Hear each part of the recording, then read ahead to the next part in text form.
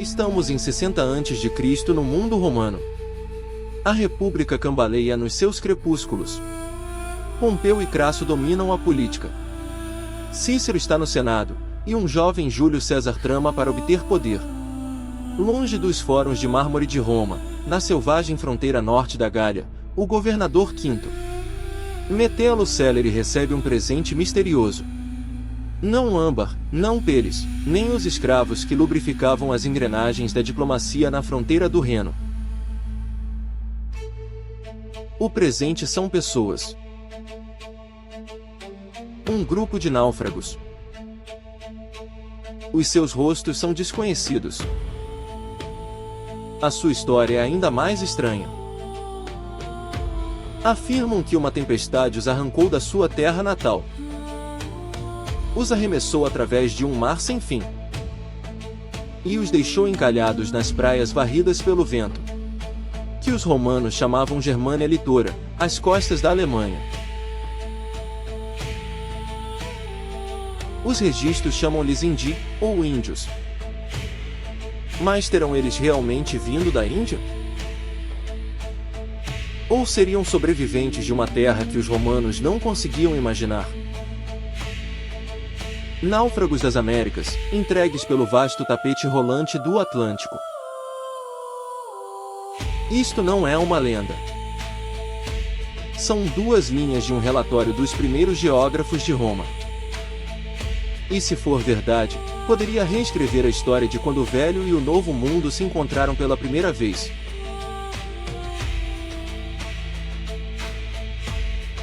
O relato originou-se com Cornélio Nepos, um biógrafo da República Tardia.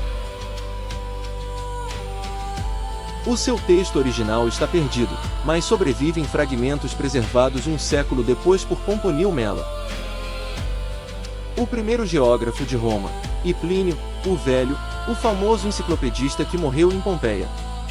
Mela, escrevendo por volta do ano 43 d.C., diz que Nepos usou a história para provar que o mundo era navegável.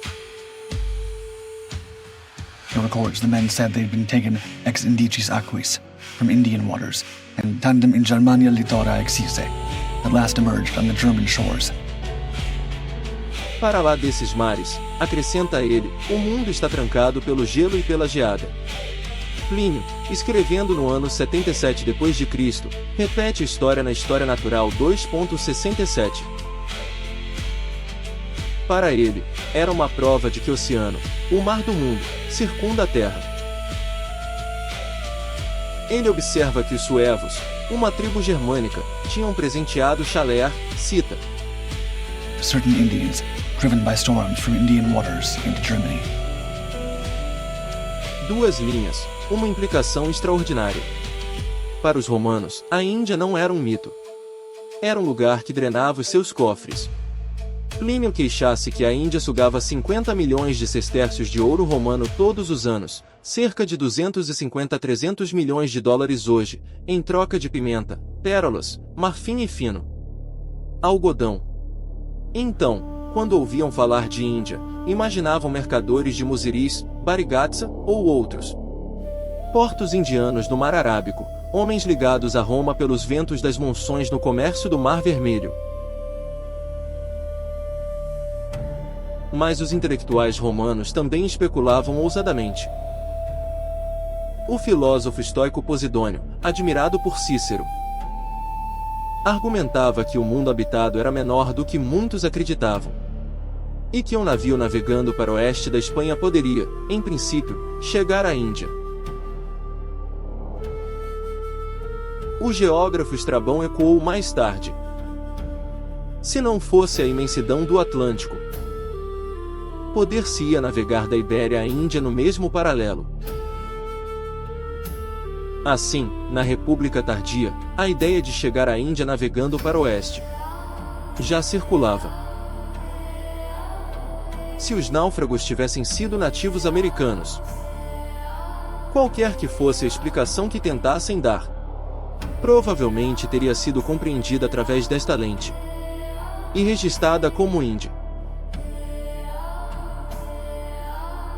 Então, onde aterraram eles? Mela é claro. Germânia Litora, nas costas alemãs. Na geografia romana, isso significava apenas uma costa marítima. O Mar do Norte. Ou, no seu limite máximo, as abordagens ao Báltico. A Germânia não tinha costa no Mediterrâneo, pelo que o desembarque não pode ser imaginado ali. Um desembarque no Báltico é improvável. Uma embarcação impulsionada por tempestade vinda do oeste teria dificuldade em atravessar os estreitos do Danúbio a partir do Mar do Norte e chegar ao Báltico vindo do leste da Índia. Teria exigido uma longa viagem terrestre, ambos contrários ao relato de Mela e Plínio, de uma viagem tempestuosa das águas indianas terminando num desembarque direto nas costas alemãs. O Mar do Norte faz muito mais sentido. Os romanos chamavam-lhe Oceano Germânico, o Oceano Alemão, e conheciam bem os seus perigos. Em 12 a.C., Druso cortou a Fossa Drusana, um canal ligando o Reno ao Lago Flávio no mar. Uma geração depois, em 16 d.C., o seu filho, Germânico, lançou uma frota de 1000 navios para essas águas. Uma tempestade súbita desfez-a, espalhando destroços e afogando homens ao longo da costa. Tácito registrou como o próprio mar humilhou o poder de Roma. Se os náufragos vieram realmente por mar, devem ter aterrado nesta costa do Mar do Norte, a única face marítima da Germânia. E essa escolha é significativa. Uma chegada pelo Mar do Norte liga diretamente as correntes atlânticas que varrem do oeste, ou, na imaginação romana, a uma rota oceânica circumpolar especulativa que contorna o topo do mundo. Isto deixa-nos com 2 oceanos e 2 teorias. Como poderiam homens das águas indianas acabar na costa do Mar do Norte? Opção 1. A rota circumpolar. Mela e Plínio imaginaram um circuito setentrional congelado em torno da Sítia e da Escandinávia. Mas a realidade diz o contrário. A passagem do Nordeste só foi navegada em 1878-79. Quando o sueco Adolf Erik Nordenskjöld forçou o seu navio a vapor Vega através do gelo ártico, passando 10 meses preso. Se o navio a vapor quase falhou, nenhuma galera antiga poderia sobreviver. Opção 2. O Atlântico. Aqui, a física é convincente. A corrente do Golfo e as correntes de deriva do Atlântico Norte funcionam como um tapete rolante, movendo-se de 30 a 75 milhas por dia. Tudo que é apanhado nelas, destroços, toras, até pequenos barcos, é arrastado para Nordeste em direção à Europa. E a história prova que entrega pessoas. Já no século XV, abundavam rumores, impulsionados por objetos misteriosos que apareciam no extremo oeste do alcance da Europa.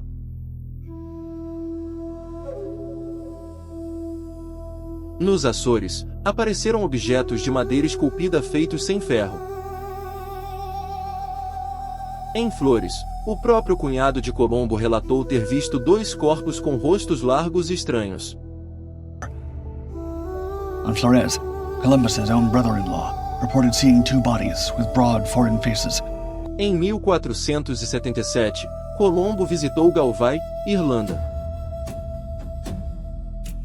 Na margem da sua cópia de Imago Mundi, um livro de cosmologia que discute zonas climáticas, ilhas, rios e mares, está escrita uma nota que afirma, cita: Islands, rivers, and seas. A note is written that states, quote, lá, Colombo, ou possivelmente o seu irmão, registrou uma história local.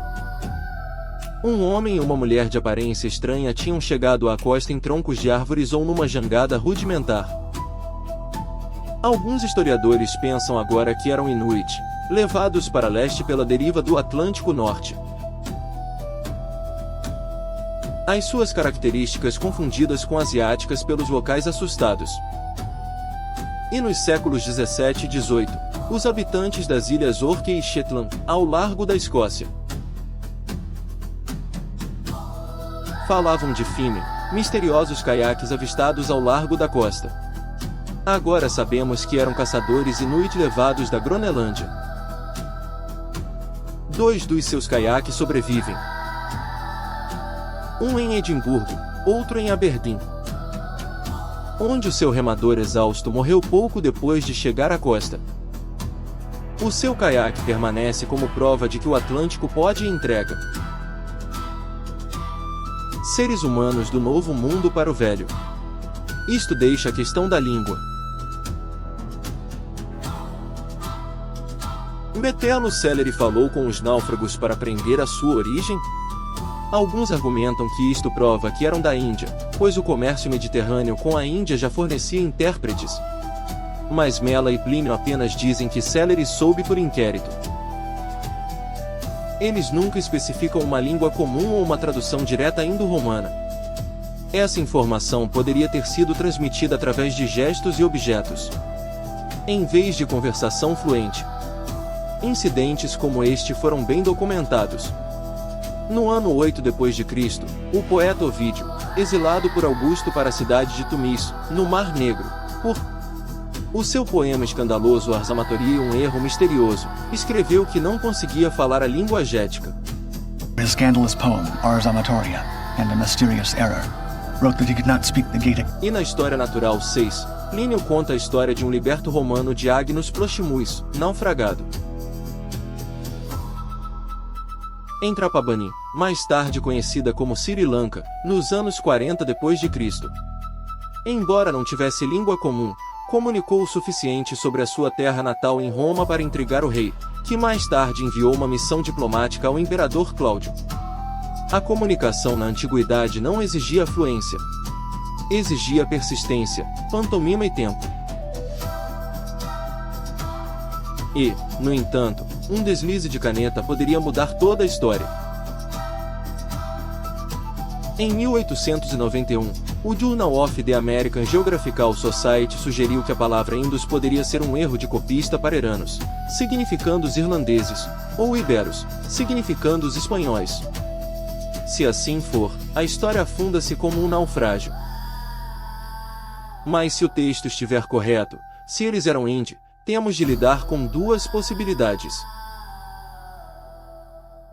Uma, mercadores indianos circunnavegando de alguma forma o polo congelado séculos antes da Guilda de Norton. A outra, uma trágica deriva atlântica, nativos americanos, talvez Inuit, arrastados por tempestade e corrente para a Germânia, o primeiro contato não registrado entre os hemisférios. Os romanos escolheram a explicação que se encaixava nos seus mapas, mas nós não estamos limitados pelas suas limitações. Nunca saberemos os seus nomes, nem a costa de onde foram arrancados. O que resta são 2 linhas em latim, uma tempestade e uma costa que engoliu frotas. Um lembrete de que a história não é apenas esculpida em mármore, mas por vezes entregue, encharcada e queimada pelo sal pelo mar.